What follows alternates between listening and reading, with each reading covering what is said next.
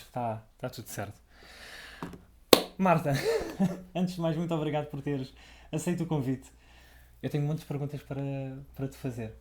Vamos a isso. Vamos a isso. Olha, não sei, queres começar por apresentar-te ou dar algum background teu ou queres seguir já para a luta? Posso apresentar-me. Eu sou médica há 17 anos, estou na alergologia há 12.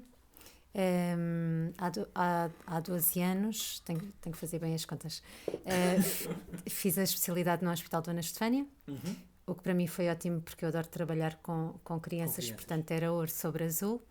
E desde há 10 anos estou a trabalhar na CUF, neste momento na CUF Descobertas e na CUF Sintra. Como alergologista acompanho pessoas de todas as idades, mas de facto tenho uma predileção particular por idades pediátricas e por isso acabo por direcionar mais o conteúdo das minhas páginas para essas idades, que é a página Saúde e Alergias e o SOS Alergias. E é essencialmente este o meu percurso. Muito bem, acho que não podias ter escolhido hospitais mais fáceis em Portugal, não é? Sim, sim, gostei imenso de fazer a minha formação onde fiz, foi uma ótima experiência e gosto imenso de trabalhar onde trabalho, já lá estou há 10 anos, quase faz 10 anos em janeiro. Isso é bom. Até porque eu sinto muitas das vezes as pessoas acham que os profissionais de saúde não têm interesse ou não querem estar ali, mas é exatamente o oposto. Aliás, é uma vida muito difícil, com horários extremamente difíceis, com realidades extremamente pesadas. É preciso um bocadinho de estômago para lidar com aquilo tudo. Marta, eu acho que vou-te começar por fazer uma pergunta básica, digo eu, mas apenas para contextualizar. O que é que podemos chamar de alergias? O que é que são alergias? Porque se calhar algumas pessoas às vezes sentem que têm determinados sintomas e partem logo do pressuposto que aquilo é uma alergia e nem sempre é. Aliás, eu vi alguns dos seus vídeos. Eu lembro da senhora que perguntou que matou uma barata e que utilizou um produto e partiu do princípio que estava com uma alergia porque estava com uma irritação e tu estavas a dizer não, mas esses produtos podem criar irritação, mas isso é diferente de alergia. Portanto, quando falamos em alergia, o que é que isso significa exatamente? De facto, existem muitas ideias erradas acerca do que é isto das alergias. As pessoas acham, por exemplo, que alergias é só espirrar e coçar o nariz. Pronto, começando por explicar a base do problema alérgico, da doença alérgica, a alergia existe quando o organismo da pessoa alérgica não convive bem com as coisas do ambiente, sejam elas respiratórias, como os ácaros e os pólenes, alimentos, medicamentos, os venenos das abelhas e das vespas, e, portanto, o organismo defende-se contra aqueles elementos do ambiente como se fosse uma coisa estranha, só que defende-se de uma maneira muito particular, que é a reação alérgica. Sim. Dentro da doença alérgica, nós temos vários tipos de sintomas, se bem que a doença é uma só. Podemos ter alergia alimentar quando essa reação é contra os alimentos, podemos ter alergia a medicamentos, que é quando é contra os medicamentos, podemos ter a doença alérgica respiratória quando existe rinite e quando existe asma, ou podemos ter as doenças de pele, como o eczema atópico ou a urticária. Tudo isto podem ser manifestações de uma doença, são manifestações de uma doença só, que é a tendência genética daquela pessoa para reagir contra as coisas do ambiente. Falando sobre tendência genética, ou seja, e corrijo-me se estiver enganado, nem sempre, só porque vimos de uma família com alergia a X ou Y, significa que nós vamos ter a mesma alergia. Significa apenas que podemos ter uma propensão maior? É isso que significa? É isso que significa. Depois, há vários fatores que condicionam a existência de sintomas ou não. Sim. Ou seja, em relação ao risco genético, é sobretudo os familiares de primeiro grau, portanto, os irmãos e pai e mãe. Sim. Claro que se uma das famílias tiver, do lado da mãe ou do lado do pai, for toda a gente alérgica, o risco é maior, mas não significa que a alergia que existe no pai também vai existir na criança. Por exemplo, o mais típico é crianças que o pai ou a mãe são alérgicos ao camarão, os pais nunca dão camarão porque têm medo que aquela criança faça uma reação alérgica ao camarão, e isto não é verdade. E é possível que a pessoa desenvolva psicossomaticamente uma alergia ao camarão por conta desse tipo de narrativa e convivência ou nem por isso? Não, nem por isso, não. Aí não, ou seja, existe alergia quando o sistema imunológico, são as células de defesa, reconhecem aquele alimento como estranho e defendem-se. Portanto, não é. Podem existir alguns sintomas.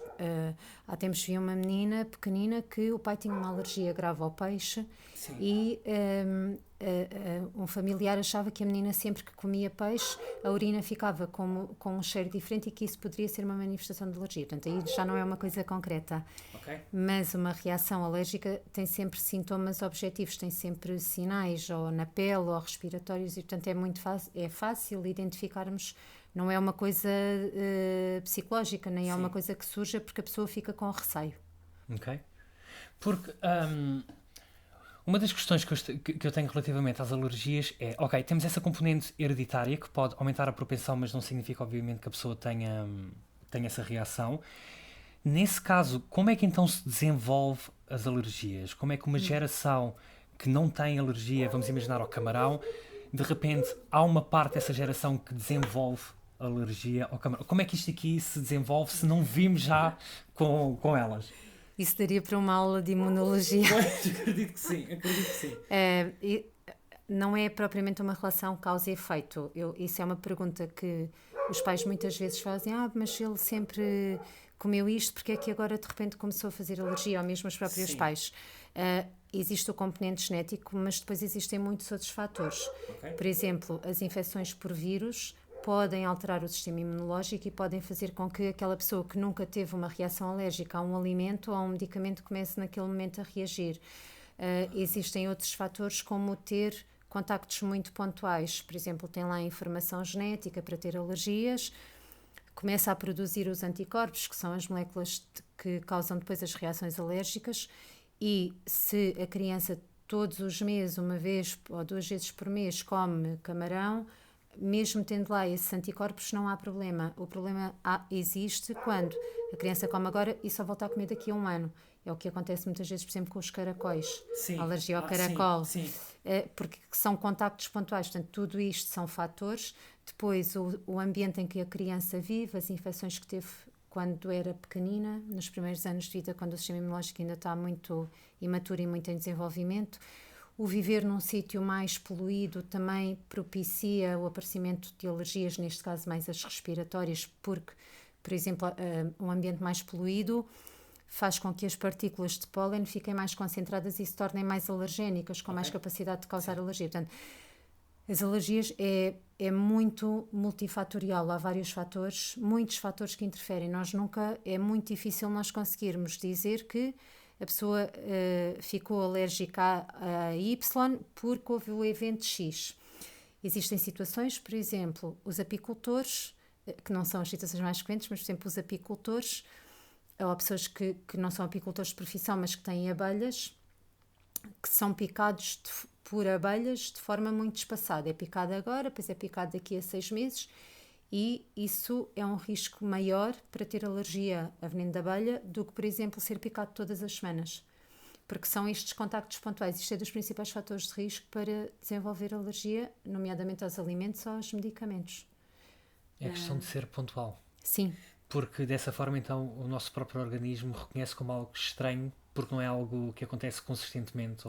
Exatamente, porque não se habitua a viver com aquele elemento. Por exemplo, avançando aqui um bocadinho mais para a frente em relação aos tratamentos, existem umas vacinas para as alergias, não é? Certo. Essas vacinas funcionam muito bem porque nós damos de uma forma muito mantida e muito consistente, durante um período de tempo mais ou menos longo, aquilo a que a pessoa é alérgica. E, portanto, o organismo vai se habituando a conviver e vai deixando de reagir. É este o princípio. Ok. Aliás, vamos aproveitar já para tocar nesse ponto, porque muitas pessoas não percebem como é que as vacinas funcionam, e depois existe uma quantidade de informação talvez errada ou incompleta que leva as pessoas a formarem opiniões que se calhar estão um bocadinho longe da verdade. Eu sei que existem diferentes tipos de vacina. Como é que as vacinas funcionam? Como é que elas atuam no nosso corpo? Portanto, existem as vacinas anti-infecciosas, que essas são à parte, não é? É dada à pessoa aquele agente infeccioso, o vírus, por exemplo, para a pessoa deixar de criar anticorpos e defender-se quando contactar efetivamente com o vírus. Em relação às alergias, existem vacinas para os ácaros, para os pólenes, para os animais de estimação e para os bolores. Elas podem ser feitas de várias formas, podem ser feitas, podem ser injetáveis, e aí são feitas uma vez por mês. ou podem ser feitas oralmente, sublingual. São postas umas gotas debaixo da língua e essas podem ser feitas em casa. E é um tratamento que é sempre feito durante 3 a 5 anos. É um tratamento muitíssimo eficaz. É uma pena que o Sistema Nacional de Saúde não comparticipe estas vacinas, porque de facto isto melhora muito a qualidade de vida a muita gente, não é? Mas basicamente é assim que funciona. Achas que, não sei porque, pronto, a medicina até acaba por ser uma área bastante recente na história da humanidade, pelo menos na componente científica, e ter a possibilidade de fazer estudos em ambientes controlados e ter resultados que, eu não diria definitivos, mas pelo menos que nos dão uma melhor ideia de como é que as coisas realmente são. Olhando, por exemplo, se calhar até há umas décadas atrás, tu sentes que estamos mais sensíveis e vulneráveis a vírus?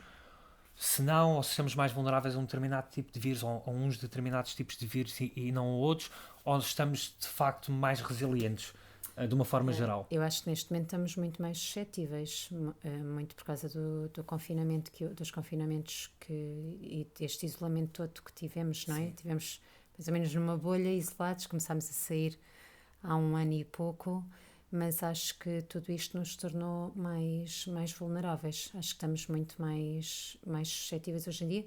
Temos mais tratamentos à nossa disposição, não é? A medicina nesse sentido evoluiu muito mais, mas sem dúvida que estamos mais sensíveis. Apesar de eu não... Neste momento não estou a trabalhar em urgência, não trabalho com doentes internados, não é? Mas tenho um bocadinho esta percepção das crianças que vou acompanhando em consulta também. É interessante aquilo que tu estás a dizer, porque eu, enquanto pessoa, penso, quando eu for pai, eu espero que o meu filho caia ao chão e que se cague e que se suje e que tenha contacto, digamos, com o mundo ambiente, porque eu acredito que isso lhe pode ajudar a criar um melhor sistema imunitário.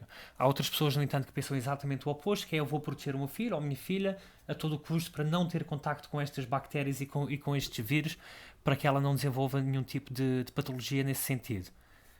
Qual é que é a mais aconselhável? Enquanto somos crianças, enquanto somos bebés, devemos ter esta exposição, ainda que seja obviamente de forma controlada e com cuidado, ou devemos evitar ao máximo e esperar que depois, quando os miúdos crescem e já não querem ficar em casa, se deem de caras com o mundo e lidem com isso tudo? Eu acho que com o meio ambiente eles devem lidar desde sempre, mesmo brincar na rua no inverno, agasalhados, e devem ir brincar para a rua. Em relação a protegê-los das infecções, no fundo, não é?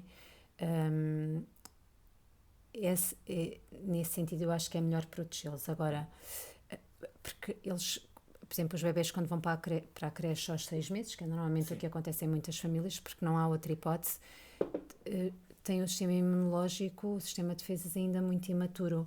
E, portanto, não conseguem combater ainda muito bem as infecções, e por isso é que é aquela questão de ele desde que entrou para a creche vai 1 semana, fica 3 semanas em casa, está sempre doente. Isto é muito frequente nos primeiros anos de infantário. O ideal era, de facto, não terem esse contacto tão pequeninos e estarem um bocadinho mais resguardados. Agora, é o que eu digo a muitos pais, não é? O ótimo é inimigo do bom. Sim. E a pessoa não pode de repente deixar de trabalhar para ficar em casa com um bebê durante 2 ou 3 anos, não é? Portanto, é dentro daquilo que os conseguimos resguardar.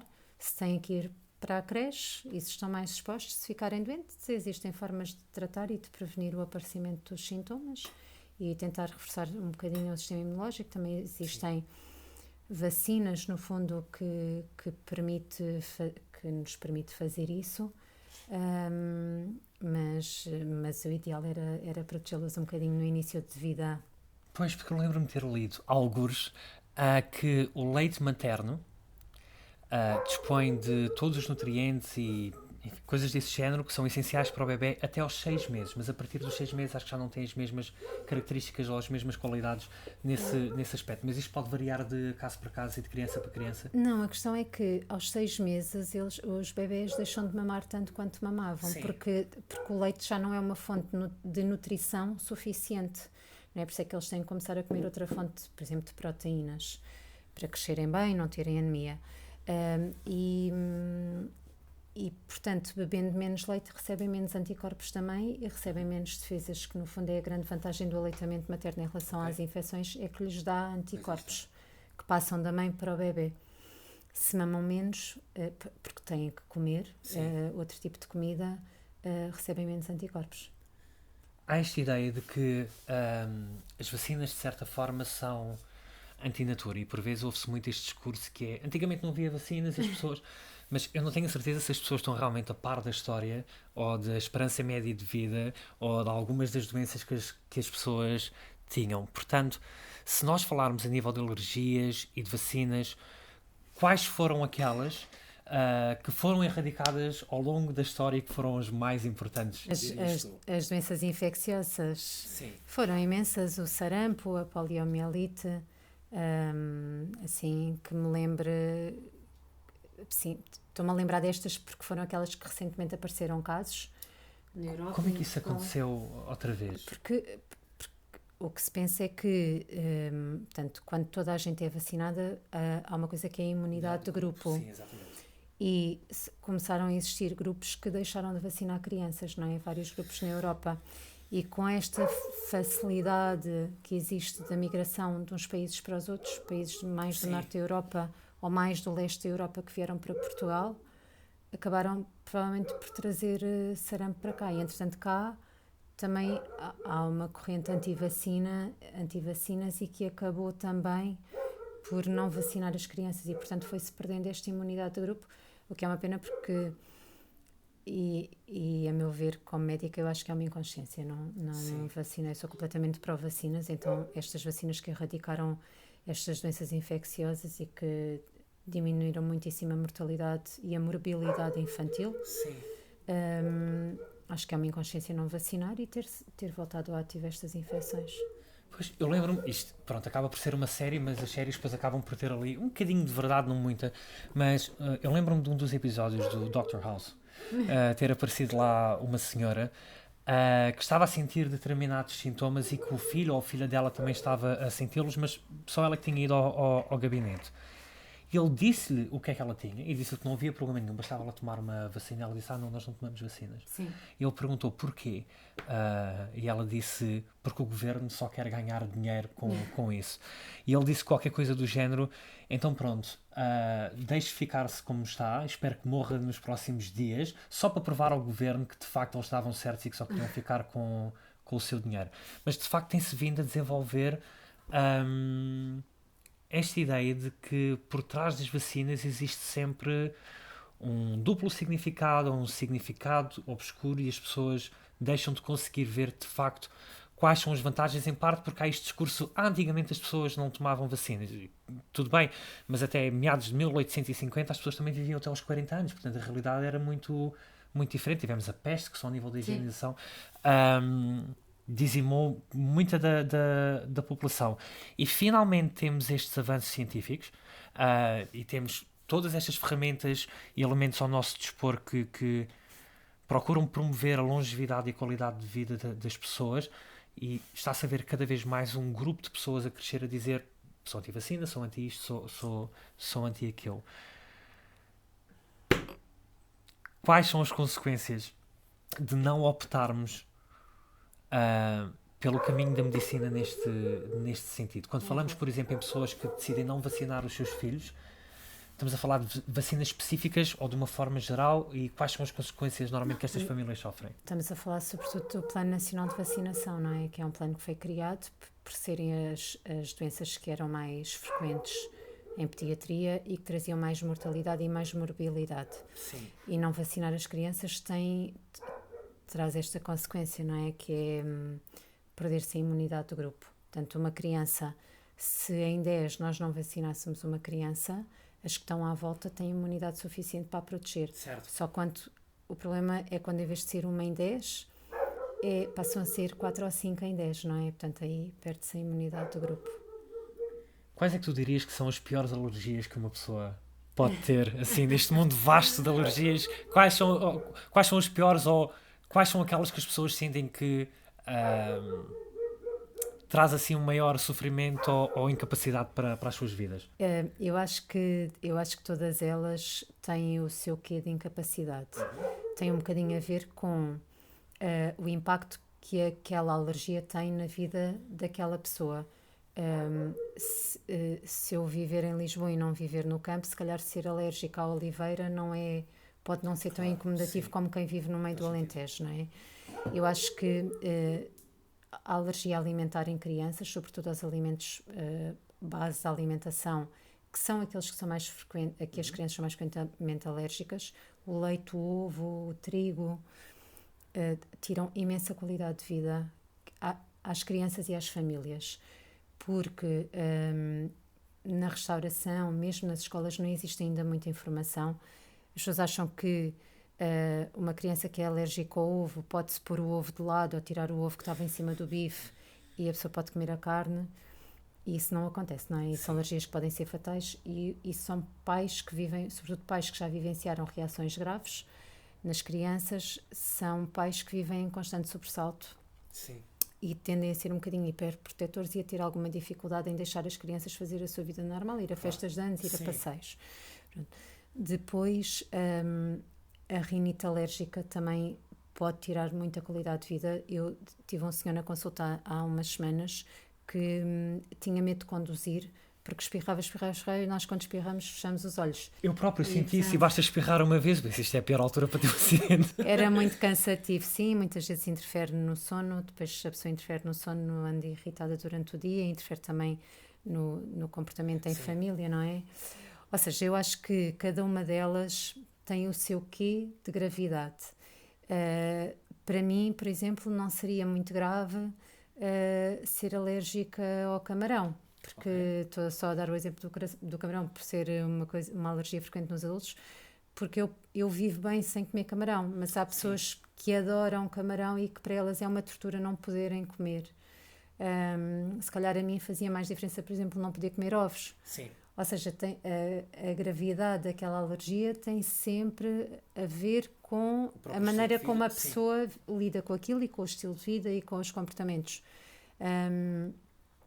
A anafilaxia, as reações anafiláticas, que é a reação alérgica mais grave, em que a pessoa tem edema da glote ou desmaia, baixa a tensão, fica com falta de ar, é por excelência a reação alérgica mais grave.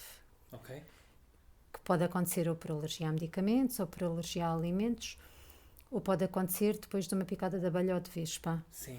E portanto esta talvez seja a mais grave. Agora, há muitas outras que interferem muitíssimo na qualidade de vida. Não mata, mas mói. Não mata, mas mói. Porque quando falamos em alergias alimentares, e corrijo-me novamente se estiver enganado, este é o tipo de alergias que a nível de reação incha a garganta e dificulta muito a respiração, é isso? Ou nem sempre é o caso? Nem sempre é o caso. Felizmente, a maioria das reações não são assim. Existem dois grupos de reações, as que são mais imediatas, que são aquelas que as crianças que são, por exemplo, alérgicas ao leite, contactam com leite e ficam cheias de babas, inchadas. É derivada à lactose ou outras características do leite? Não, a lactose é o açúcar. O que faz alergia nos alimentos é sempre a parte da proteína. Ok, portanto, uma criança alérgica ao leite, isso é um erro muito frequente. Sim. Uma criança muito frequente nas creches. Sim. A criança é alérgica ao leite e diz, não faz mal, nós temos aqui leite sem lactose. Exato, mas tem as proteínas na mesma. Sim. Portanto, não interessa ser com a lactose. Os açúcares não têm capacidade de causar reação alérgica, só a proteína. Ok. Que interessante. Eu achava que a lactose, porque as pessoas dizem, eu sou intolerante à lactose. Isso também é possível? Também é possível. Okay, a intolerância à lactose é... Mas não é uma alergia, pois. Exato, é diferente. A intolerância à lactose é o intestino não consegue destruir a lactose, que é o açúcar do leite. É muito incomodativo, mas não mata, nem faz nenhuma reação grave. E a alergia às proteínas de leite de vaca pode de facto ser fatal. Voltando aqui um bocadinho atrás só ao tipo de reações alérgicas. Portanto, temos essas reações mais imediatas. E depois temos um outro grupo de reações, que são as reações tardias, em que são as crianças que são alérgicas, por exemplo, ao peixe, comem peixe e passadas 3 horas vomitam, desidratam, têm que ser internadas. Pronto, este é outro tipo de reação. Dentro destas reações imediatas, essa que estavas a falar, da garganta inchar e as pessoas sufocarem, é a forma mais grave da reação alérgica, que é a reação anafilática, que é uma reação que nós chamamos de reação sistémica, que pode ser de todo o organismo, ou pode ter essa gravidade de inchar a garganta, a pessoa desmaia, mas felizmente não é a maioria. A maioria são os que comem determinado alimento e às vezes enquanto ainda estão a comer, ou até 1 ou 2 horas depois de comerem, ficam com babas no corpo, lábios inchados, o nariz entupido, os olhos vermelhos, espirram. Eu já vi pessoas que sabem que têm alergia, por exemplo, a alguma coisa, e levam com eles um antihistamínico. Isso é um perigo. Fala-me sobre isto, porque as pessoas pensam, ok, eu tenho alergia, mas tenho esta medicação que posso dar uso, portanto, tenho alergia ao camarão. Antes de comer o camarão, vou ingerir aqui um comprimidozinho e à partida está tudo bem. Está ou não está? Não, está tudo mal. Porquê?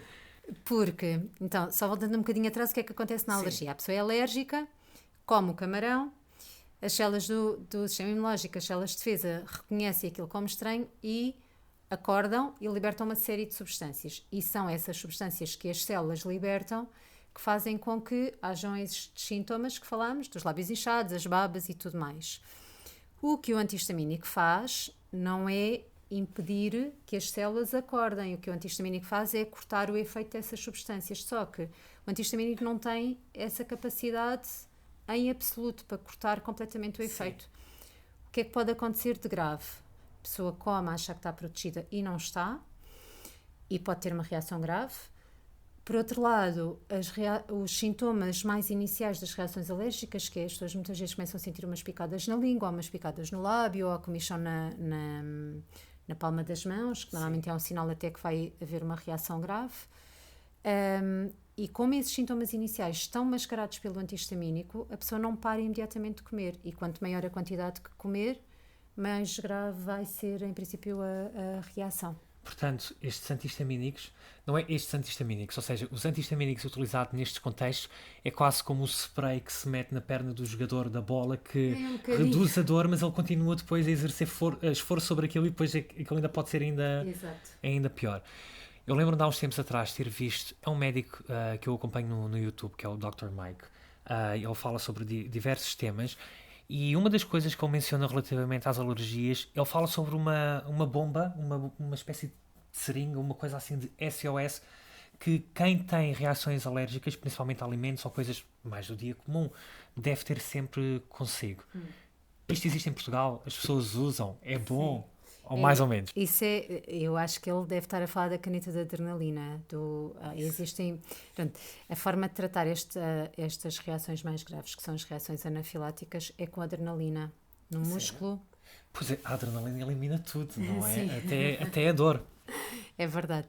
E basicamente aquilo é mesmo life-saving, não é? As canetas de adrenalina é um dispositivo que já tem uma quantidade pré-doseada de adrenalina. Por acaso agora não tenho aqui nenhum, mas existem 2 tipos em Portugal. Desde há mais ou menos um ano, se não estou em erro, houve um grande ganho para as famílias que têm crianças e que têm adultos com anafilaxia, que neste momento o custo para as famílias é 0 por cada um destes dispositivos. Boa, é importante sim, que muitas vezes era comprado e felizmente nunca era utilizado, mas que tinha um valor à volta dos 40 euros, se não me engano. E se pensarmos de 6 em 6 meses, sim. Depois muitas vezes é preciso estar em casa, é preciso ter a Netflix é mais cara do que isso, Marta, portanto, se as prioridades estiverem no sítio certo...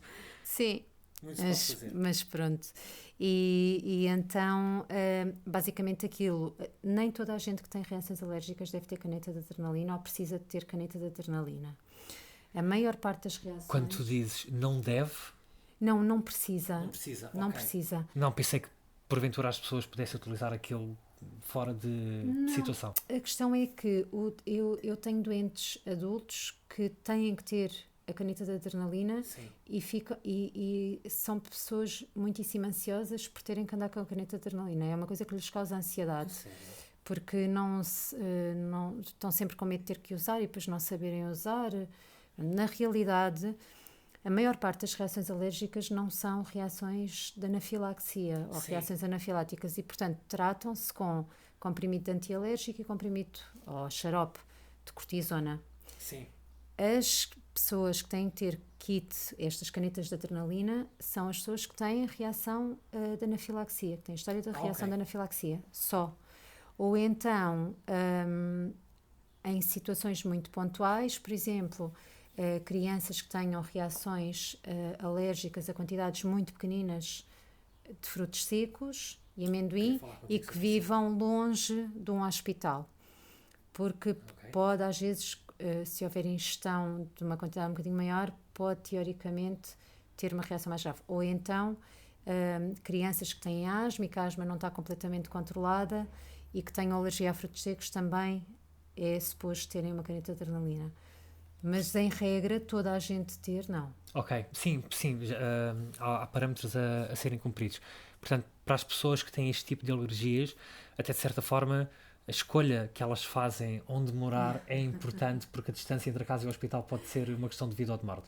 Sim, visto desse ponto de vista, sim. O que acontece muitas vezes é que as pessoas já moram nos sítios onde moravam e por acaso um dia têm uma reação alérgica.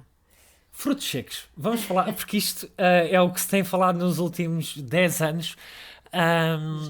Exato, de onde é que isto veio? Não sei se esta é a pergunta certa, mas porque é que há cada vez mais? Eu já não me lembro se foi numa palestra do TED, mas eu lembro-me de ter visto uma oradora a falar sobre isto aqui, ou um orador, em que ele de certa forma estava a dizer que... acho que houve um estudo que foi feito, e atenção, eu não sei a veracidade deste estudo nem desta informação, mas qualquer coisa do género, miúdos que foram confrontados com a informação de que é possível ter alergia a frutos secos e outros miúdos que não foram confrontados com essa informação e não foi do conhecimento deles e que se via realmente uma diferença entre aqueles que depois desenvolviam alergia e os que não desenvolviam. Mas pronto, falámos logo ao início que a partir da componente psicológica não tem esse efeito. Mas porquê é que se está a ver, se é que se está a ver, um maior número de pessoas com alergias aos frutos secos? Porque se come mais. Ah, é? Sim, eu acho que é porque se come mais. Eu tenho tido na consulta muito mais crianças, eu e os meus colegas, muito mais crianças com alergia a frutos secos. Porque, se nós pensarmos há 10 anos, não se dava manteiga de amendoim a bebés com 8 ou 9 meses, nem havia cá, não é? Ou seja, os frutos secos não eram um alimento que fizessem parte da nossa alimentação diária.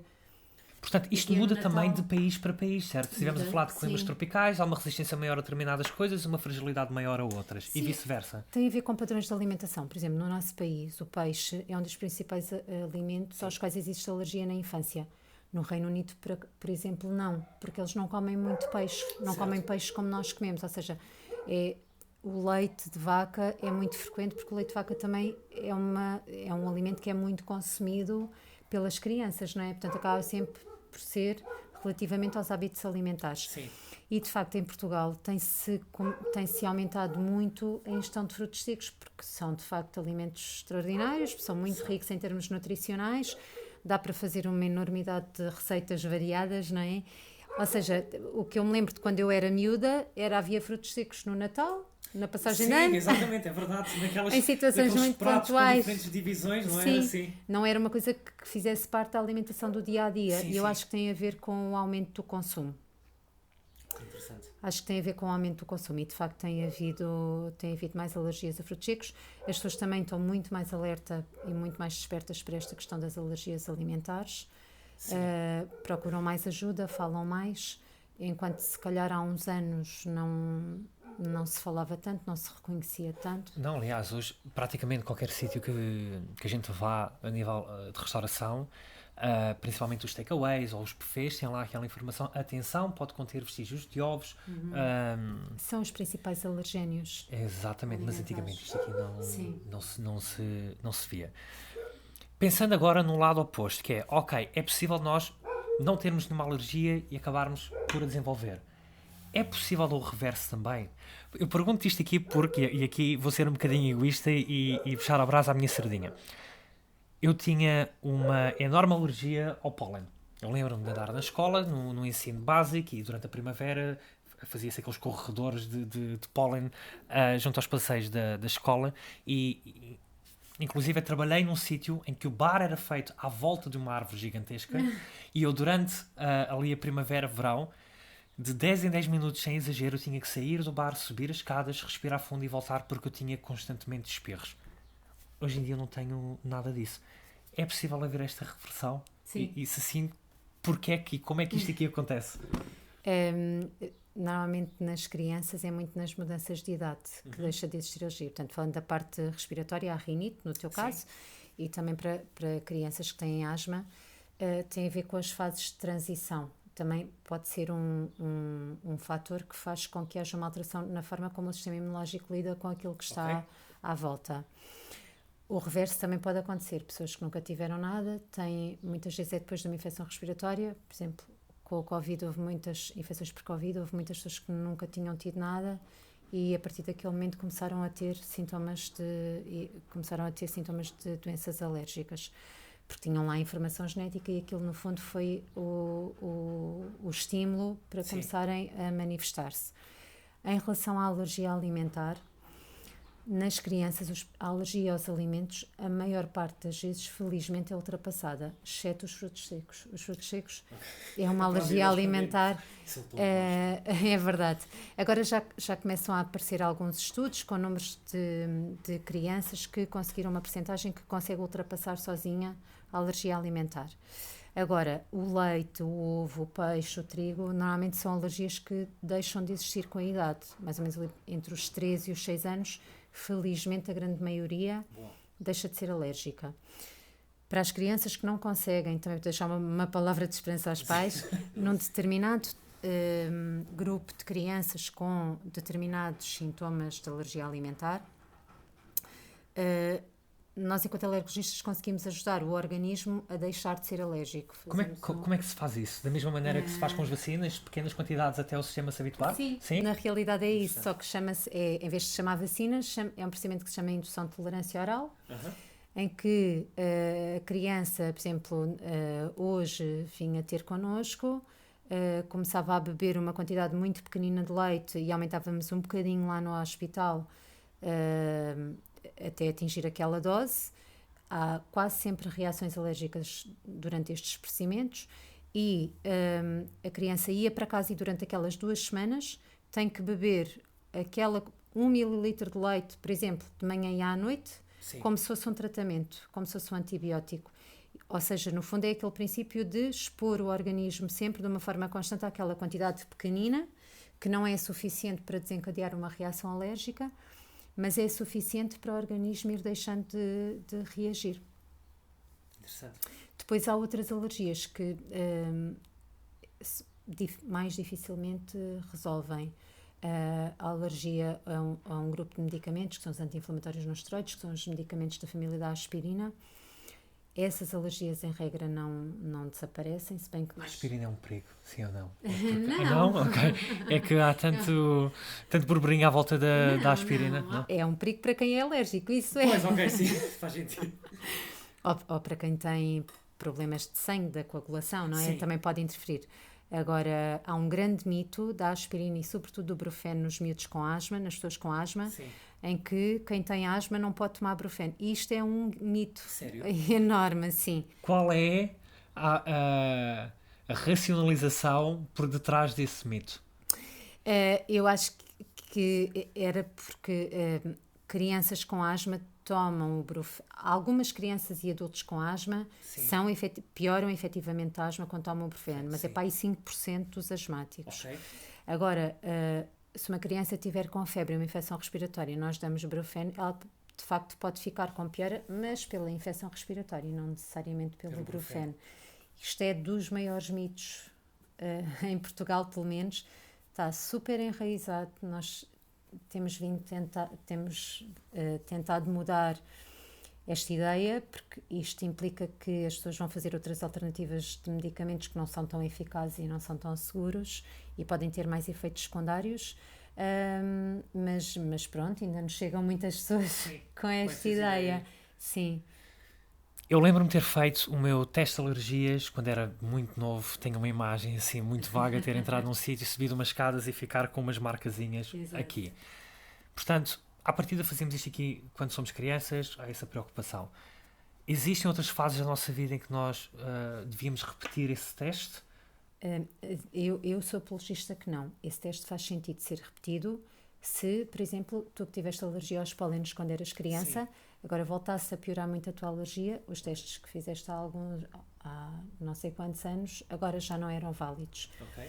Pessoas que já são acompanhadas há algum tempo connosco, por exemplo, que fizeram testes há 5 anos e tinham sintomas o ano inteiro e de repente começam a piorar muitíssimo na primavera. Aí também faz sentido repetir. Ou seja, se os sintomas estiverem sempre iguais, sempre na mesma altura do ano, eu acho que não há necessidade de voltar a repetir. Agora, se surgirem sintomas de novo, em alturas em que não é suposto aparecerem, se a medicação por algum motivo deixar de fazer efeito e aquilo, como se costuma dizer, não dá a bota com a perdigota e começam a ter reações alérgicas em momentos que não é suposto ter, aí faz sentido repetir. E diz-me uma coisa, este tipo de teste já me diz a compatibilidade ou falta de compatibilidade que eu posso ter com determinados medicamentos? Não. O que nós fazemos por rotina nos testes é para aquilo que nós chamamos os aeroalergénios, que são os alergénios da respiração. Os ácaros, os pólenes, o gato, o cão e uns bolores. Sim. Os alimentos e os medicamentos só devem ser feitos testes e exames quando existe uma suspeita. Okay. Ou seja, às vezes os pais trazem os bebés à consulta para fazer os testes, para saberem se podem dar determinado alimento. Isto não faz sentido. Pois. Até prova em contrário, o bebê não é alérgico. Sim. E, portanto, é para dar os alimentos e fazer a diversificação alimentar normalmente. Em relação aos medicamentos, ainda é mais diferente, porque além de, tal como acontece nos alimentos, só se devem fazer os testes quando existe uma suspeita, são poucos os medicamentos que nós temos que nós podemos testar. Não se podem testar todos os medicamentos na pele.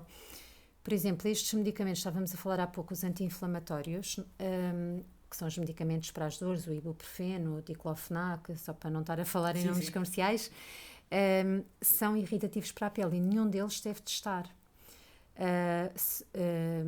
Ou seja, nos medicamentos temos que selecionar muito bem, temos que saber muito bem o que é que se pode testar e o que é que não se pode testar. Faz sentido, sim. E nunca se faz um rastreio, nem para alimentos, nem para medicamentos. É sempre uma coisa um bocadinho reativa. Portanto, inocente até prova do contrário. Exato, é mesmo isso. Há bocado tu estavas a falar sobre informações genéticas e eu sei que já começa a ser feito algum trabalho no campo científico de conseguir eliminar algumas doenças ou algumas propensões que os bebés pudessem vir a ter através das tecnologias deles. É este o caminho que vamos seguir? Será isso, a teu ver, eficaz? Ou haverá sempre alguma parte que terá que ser tratada de uma forma mais humana e realista quando a pessoa estiver em vida, digamos assim? Sim, eu acho que é mais isso. Acho que é muito difícil nós conseguirmos fazer uma manipulação genética em relação a esta parte das alergias, porque depois existe uma outra coisa que ainda baralha aqui mais a cabeça às pessoas que nos ouvem falar e que às vezes mesmo para nós é difícil explicar, que é, a pessoa pode ter sintomas de alergia, como tu que tinhas alergia aos pólenes, e nós fazemos o teste e não é alérgica a nada. E tem os mesmos sintomas exatamente como se fosse alérgica. Portanto, estas doenças nem sempre... lá está, não é uma relação causa e efeito, tem lá a informação genética, então vai ter isto. Depende de inúmeros fatores. E por isso é que eu acho que é muito difícil nós conseguirmos ir lá à parte genética. Ok, até podemos ir lá à parte genética, que eu também não vejo isso num futuro assim tão próximo quanto isso. Certo. E com isso conseguirmos alterar o curso da doença alérgica, porque tem inúmeros fatores. Uma quantidade de variáveis. Sim. Tu estavas a dizer isso e, aliás, quando eu pedi às pessoas agora para te lançarem perguntas, tive algumas pessoas que me disseram algo do género, no sentido, eu tenho isto e estes sintomas, mas eu vou fazer o teste e não tenho alergia nenhuma. Sim. O que é que está acontecendo nesses casos? Não, isso acontece mais na rinite. As pessoas espirram, coçam o nariz. 40% das pessoas que têm os sintomas de rinite não têm alergia a nada. O que acontece é que, tanto na rinite, o nariz por dentro fica inchado, é como se ficasse em ferida e produz aquelas excreções e percentópia, a pessoa espirra, ou coça o nariz, ou fica aflita quando se deita, por cento escorrer lá para trás. E isso é, tal como a pessoa nasce com a tendência para ter alergias, nasce com esta tendência para ter o nariz assim. Okay. Às vezes é mais difícil de tratar, não temos nenhuma vacina à disposição, tal como na rinite alérgica. Agora, há uma mensagem que eu tento sempre passar, seja na página, seja nas consultas, seja onde, para quem estiver a falar, que é, o mais importante da consulta com um médico alergologista não é fazer os testes das alergias, que isto também é uma ideia errada que as pessoas têm. As pessoas não vêm à consulta só para fazer os testes, as pessoas vêm à consulta para contar os seus sintomas e para nós as ajudarmos para ficarem melhor e viverem melhor. Os testes são um exame de diagnóstico como qualquer outro. Eu também não vou pedir uma radiografia de tórax a toda a gente que entra na consulta a tossir, não é? Sim. Tenho muitas outras formas de tentar perceber o que é que se passa. Portanto, isto é válido, por exemplo, para as crianças até aos 3 anos, que também continua a existir o mito que as crianças não devem ir à consulta antes dos 3 anos porque não faz porque não adianta, porque ainda não têm idade para fazer os testes. Isto está tudo errado. Definida por quem, não é? São ideias antigas que foram ficando muito enraizadas e é muito difícil nós irmos contraponto. Pronto, vamos disseminando a informação, mas às vezes é difícil chegar. Eu até aos 30 anos estive bem, digamos assim, e desde os 30 que eu comecei a criar uma alergia ao sol. E este ano, foi uma coisa que eu... Sim, mas de onde é que isto veio? E depois eu estive a fazer um bocadinho de trabalho de investigação em páginas de medicina mesmo. Percebi que afinal isto é mais comum do que aquilo que eu pensava. E que basta 15 minutos de exposição ao sol e depois de haver lá algumas sugestões. Pronto, protetor solar, claro, mas depois estar na praia de t-shirt ou de gola alta para prevenir assim, não dá, pá. E aqui foi esta zona e é uma comichão e é uma coisa, pá. Sim, é muito não há tratamento, pois não. Há tratamento ou prevenção ou dá para amenizar? Fala-me sobre o tratamento, Marta, por favor. Pronto, o protetor solar, não é? 50 mais, mesmo em ambientes que não seja de praia. Deixa-me só perguntar-te já uma coisa aqui relativamente ao 50 mais, porque eu ouvi isto aqui uma vez na RFM e já que eu tenho aqui uma profissional, eu vou esclarecer isto aqui. Houve um dia na RFM, já foi há anos atrás, em que eles estavam a apresentar ideias concebidas pelas pessoas e diziam se era mito, se era verdade. E uma delas tinha a ver com protetor solar. E aquilo que eles disseram lá é que usar o de 30 ou o de 50, a nível daquilo que protege é exatamente a mesma coisa, mas que o de 50 durava mais tempo, ou seja, que não tínhamos que pôr com uma frequência tão grande. Isto é verdade ou é mentira? RFM? Então, há realmente uma diferença a nível de proteção do quanto protege consoante o número, é isso? Sim. Ok, vamos voltar a isso, desculpa. Não faz mal. Faz diferença, sim. O 50 protege mais. Há uns que são mais de 50, esses é que não faz diferença. Isso sim é marketing. 90, 80, o 50 é o máximo. 80 e 90 para Marte e estar tudo bem. Não vale a pena, não vale a pena. Desculpa. Desculpa, estávamos a falar sobre a alergia ao sol, estávamos a falar sobre protetor solar, estávamos a falar a nível de tratamento. Sim, pode-se tomar antihistamínico numa dose maior do que o normal, por exemplo, 2 comprimidos de manhã e 2 comprimidos à noite, e depois existem umas medicações que no fundo funcionam como medicamentos naturais, que não carecem de receita médica e que se começa a fazer o tratamento mais ou menos 2 semanas antes da exposição solar e ajuda aquilo, no fundo, são antioxidantes. Pois, eu ainda há uns tempos atrás tive, desde os 15 anos que desenvolvi aquela, como é que se chama? É o teu nome por causa do sol e da praia, as manchas na pele. Até que chegou um ponto em que eu já tinha alastrado e foi também com um creme, que eu tinha, um líquido que eu tinha que pôr todos os dias, acho que era um comprimido também que eu tinha que tomar e felizmente desapareceu. Era um fungo, provavelmente. Sim, era um fungo, mas é o fungo da praia, assim é que se chama. Sim. Pronto, mas há a possibilidade então de voltar a aparecer e tem que ter cuidado. Sim. À medida que a idade passa, tu tinhas dito que, 3, 6 anos vamos perdendo, felizmente vamos abandonando algumas das alergias que temos. Mas à medida que... As alimentares. Alimentares, ok, obrigado, era isso que eu queria esclarecer. Mas à medida que o tempo passa, vamos ficando mais sensíveis a outro tipo de alergias, a idade contribui para essa fragilidade? Normalmente, assim, na maioria, o que acontece é o bebê começa por ter eczema e alergia alimentar, ao leite de vaca, por exemplo, e depois, à medida que vai crescendo, a pele vai ficando melhor, normalmente ali por volta do ano e meio, a pele fica melhor, deixa de ter eczema, que é a pele seca, as feridinhas aqui nas dobras. Sim. Aqueles bebés muito rosados, com a pele aqui muito seca, essa parte vai ficando melhor e começa a aparecer a doença alérgica respiratória, normalmente a rinite, e depois pode aparecer asma. Isto havia um termo que hoje em dia ainda se usa, mas não tanto, que é a marcha atópica, que já não se usa muito, que basicamente é isto, Não, eu acompanho crianças desde pequeninas, depois elas vão crescendo e vou continuando a acompanhar e de facto é muito difícil, nós não conseguimos travar esta evolução. Eles começam por vir quando são mais bebés porque têm eczema, depois vão crescendo e a mãe diz que ele agora está sempre ranhoso e está sempre com o nariz entupido e acorda e espirra 3 ou 4 vezes e depois há um dia no inverno que se constipa e fica com pieira, aqueles apitinhos, gatinhos no peito, tem uma crise de falta de ar e depois começa a ter tosse e pieira quando corre e joga a bola ou quando brinca com as amigas no recreio e às tantas já está a ter crises de asma e nós muitas vezes vemos isto acontecer e vamos tratando à medida e vamos tentando prevenir, mas nem sempre é fácil conseguir travar esta evolução. Questões como alimentação, desporto e vida saudável podem contribuir para uma melhora nesse sentido? Ou não tem assim, não é que o impacto seja assim tão grande? Não tá, tem impacto no sentido de ser uma vida saudável, mas não está aprovado que haja impacto no desenvolvimento das doenças alérgicas, sim.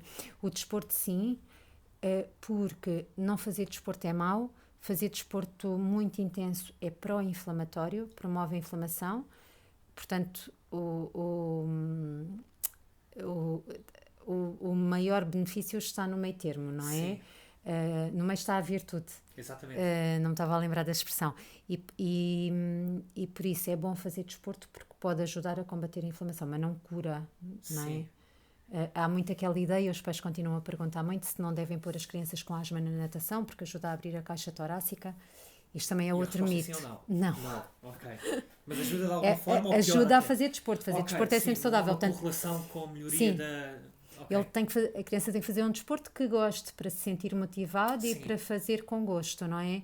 Mas ter que ir especificamente para a natação porque isso vai ajudar a ultrapassar a asma, não.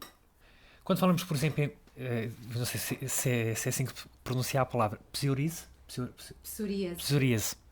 É difícil. Está no mundo, está no mundo das alergias? Não, autoimunes. Sim, é da área da dermatologia. Ok.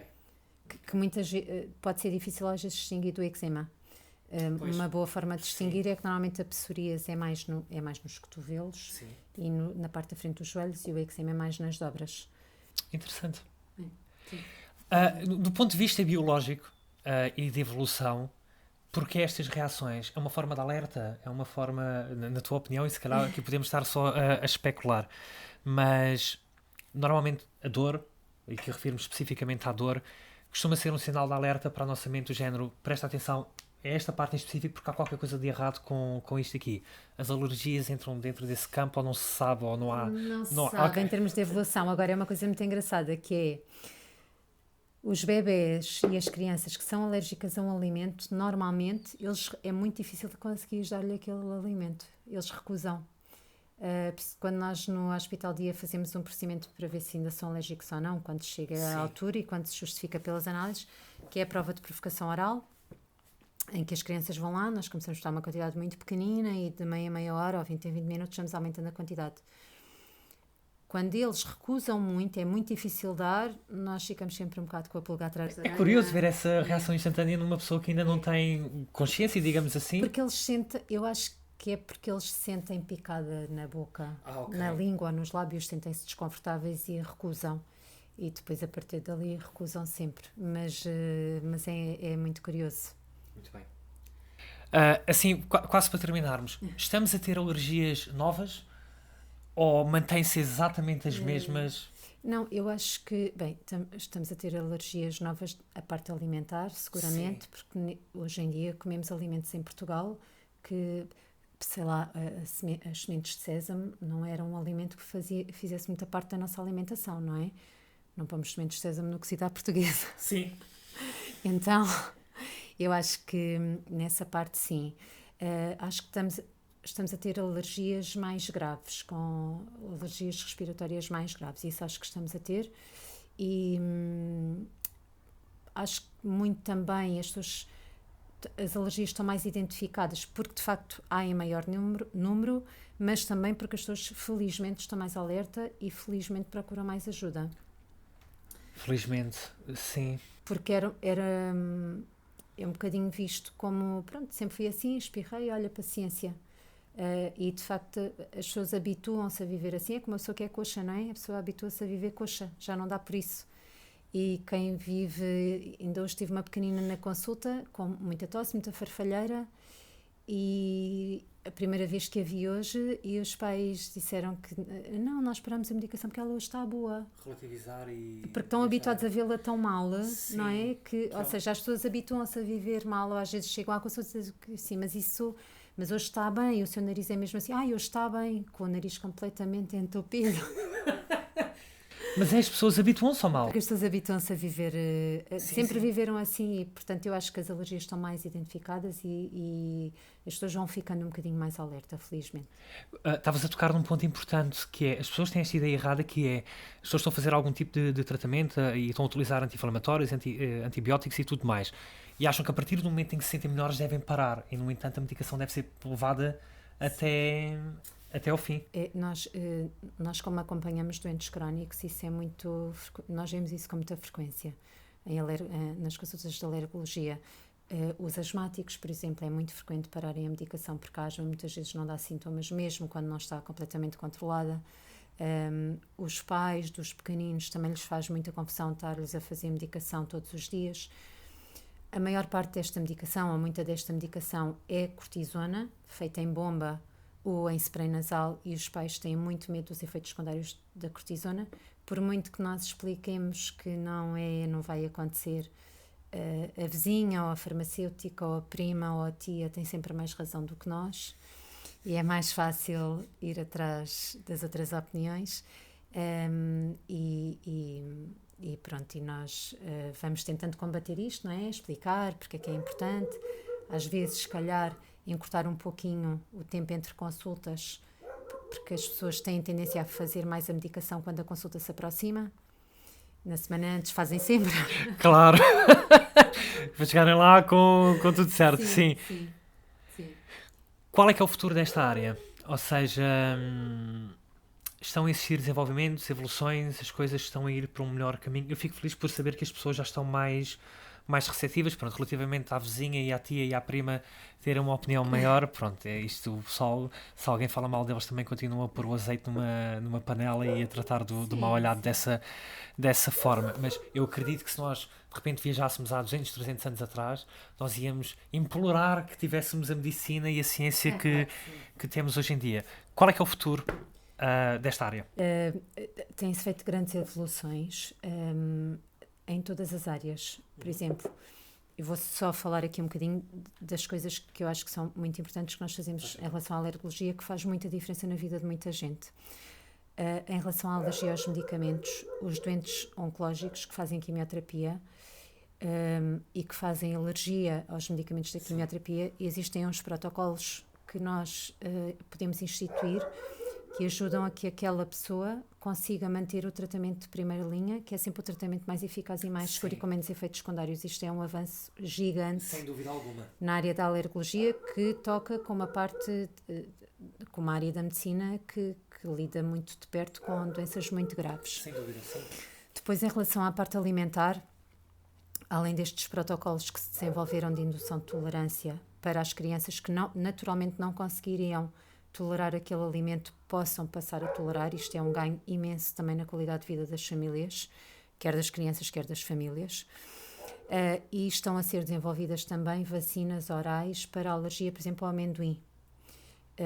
E o amendoim é das alergias mais frequentes em muitos países do mundo, não é? E que muitas vezes pode ser fatal. O amendoim é das alergias mais graves, o amendoim e os frutos secos. Em relação à parte respiratória, existem doentes que têm asma grave, não é? Que nós damos todos os medicamentos e mesmo assim estão sempre mal. Sim. E, portanto, têm surgido, e no eczema também, têm surgido medicamentos que são os chamados medicamentos biológicos, que é um grupo de medicamentos que são usados em várias áreas da medicina, seja na oncologia, na otorrinolaringologia, na reumatologia. Melhorou imenso a qualidade de vida dos doentes com doenças autoimunes. E em alergologia também já são usados há vários anos e tem sido um grande avanço. Têm aparecido muitos medicamentos novos que são usados na asma grave, na urticária, que é o aparecimento daquelas babas grandes, que também interfere imenso na qualidade de vida e na autoestima, sim. E no eczema e na polipose nasal. A polipose nasal é o aparecimento de umas massas dentro do nariz e que também tira muita qualidade de vida. Ou seja, todas as doenças que nós acompanhamos tiram todas qualidade de vida. Sem dúvida, claro. E, portanto, tudo o que são avanços nestas áreas são sempre um ganho, não é? A medicina não é só para ajudar a pessoa a viver mais anos, é para ajudar a pessoa também a ter qualidade de vida. Exatamente, porque de pouco ou nada serve ter longevidade se depois não se tiver qualidade, claro. Ou seja, isto são tudo avanços que têm sido feitos na área da alergologia, além do que falámos no início, das vacinas para as alergias, que também foi uma área que evoluiu imenso, que são cada vez mais seguras e cada vez mais eficazes e que também permitam que as pessoas que têm aquelas alergias mais frequentes, que é a rinite alérgica e a asma, deixem de fazer a medicação e deixem de ter sintomas, fazendo aquele tratamento ali durante 3 a 5 anos. Bom, acho que é um bom futuro. E eu acho que vivemos numa ótima época, não é? Há tanta coisa que... Quer dizer, antigamente as pessoas... Antigamente, e não foi assim há tanto tempo, as pessoas morriam por ter diarreia, quer dizer. Os tempos eram muito diferentes e... Ainda morrem, mas não cá, infelizmente. Não cá, sim. Mais em países com falta de água potável e falta dos conceitos de hidratação e tudo mais, mas antigamente isto era... Isto era uma confusão absoluta, as pessoas sentiam um sintoma de algo, partiam logo do princípio que iam morrer, quer dizer, e a partir daí iam, porque não havia ferramentas para lidar com tudo isso. Nem é preciso irmos há 100 anos. A minha mãe tem asma e conta que era miúda e era adolescente e os tratamentos que havia era fazia ventosas nas costas, dormia sentada, quer dizer, hoje em dia isto é impensável, não é? Antigamente punha-se as pessoas a vomitarem ou fazia-se cortes nos corpos porque acreditava-se que vomitando ou expelindo o sangue fora do corpo se estava a mandar a doença para fora, aliás. E mesmo no mundo da neurociência, que na altura não era neurociência, não era nada, chegou-se a fazer processos às pessoas de lhes retirar determinadas partes do cérebro, que se chama lobotomia. exatamente lobotomia. E coisas completamente... Infelizmente, muitos deles morreram em nome da ciência e que nos trouxe depois imenso conhecimento sobre pelo menos o que não fazer. Exato. Mas hoje em dia nós vivemos numa época em que nem todas as doenças têm cura. Se calhar há até algumas doenças que as pessoas acham que são recentes, não são assim tão recentes, sempre existiram, mas hoje em dia há uma maior consciencialização acerca delas. Mas vivemos numa altura em que, pelo menos aqui em Portugal e noutros países europeus, temos uma facilidade enorme de aceder à medicação, de aceder a hospitais e a educação também nesse sentido e a melhorar muito da nossa qualidade de vida. Por exemplo, eu procuro evitar tomar muita medicação, mas isto em parte porque eu quando era mais novo, acho que pus assim umas doses grandes, já não me lembro porque é que foi, os meus pais é que me contaram, e desde aí até parece que calhar, que eu desenvolvi alguma resistência à medicação. Mas eu não sou anti-medicação. Por exemplo, se eu tenho trabalho e se eu tenho que estar presente e não há mais ninguém para me substituir, e se a medicação me pode ajudar nesse sentido, então claro que sim, eu tomo medicação. Mas as farmácias estão a ganhar dinheiro com isso. A Netflix também, o pacote de arroz, o Uber Eats, não deixa de ser um negócio, mas este pelo menos ajuda a minha qualidade de vida, e era bom que as pessoas encarassem mais isto aqui como uma coisa boa, do argumento. É um negócio. Sim, é um negócio também. Para se tornar sustentável, tem que ser.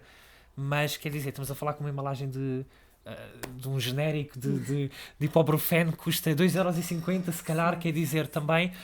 Não pode haver extremos, não é? Sim. Nem para tomar muito, nem para evitar tomar quando é preciso. É para tomar quando é preciso. Sim. Marta, onde é que as pessoas te podem encontrar? Por que motivos? E o que é que tu tens para lhes, entre aspas, oferecer? Isso dá para mim. Eu trabalho na CUF Descobertas e trabalho na CUF Sintra e acompanho todas estas doenças alérgicas de que falámos em todas as faixas etárias, dos 0 aos 150 anos. Podem procurar ajuda. Uma coisa que eu costumo dizer é que na dúvida devem vir. Sim. Porque é uma consulta, eu posso achar que não é para serem acompanhadas, mas pelo menos não ficam com a dúvida. Claro. Por exemplo, a suspeita de alergia alimentar em crianças às vezes é infundada e estão a evitar dar aquele alimento, estão a alterar as rotinas no dia a dia, muitas vezes sem sentido. Nas redes sociais tenho 2 páginas, tenho o SOS Alergias e a Saúde e Alergias, também podem encontrar lá. Podem mandar mensagem, eu tento sempre chegar ao final do dia sem mensagens para responder. Mas às vezes é complicado. Às vezes é complicado. Mas vou tentando, porque quem procura ajuda é porque está a precisar e sintam-se à vontade. Eu deixo os links todos aqui em baixo, tá? Aqui em baixo na descrição, que é para vocês poderem encontrar as páginas todas. Marta, muito obrigado. Aprendi muito e sinceramente até desmistifiquei aqui alguns mitos que eu tinha. RFM, olha, esta que está guardada. Porque eu de facto, ainda por cima tenho andado a espalhar esta mensagem às pessoas. Eu tenho dito, não faz diferença, é como tens por 15 em 15 minutos, outro podes pôr meia hora. E afinal há realmente uma diferença. É bom saber. A duração é a mesma. A duração é a mesma. Ai, deram-me informação toda ao contrário. Acho que não estou enganada. Vamos ter que confirmar depois. Mas é isto aqui. Muito obrigado. Obrigada. Obrigado. Pelo convite.